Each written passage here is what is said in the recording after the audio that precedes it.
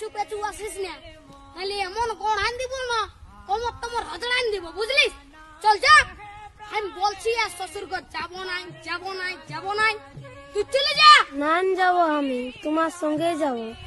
না দেবো আমি তোমার তাই দেবো। হ্যাঁ বলে দিচ্ছি, আমার পেছু পেছু আর আসিস না, নাহলে এমন গোড়ান দিব না। কি বলছি ও দাদা, তোর বউ আছে? হ্যাঁ নাই গো কেন? ওই জন্যই শান্তি হিরোর রকম ঘুরে বলছিস।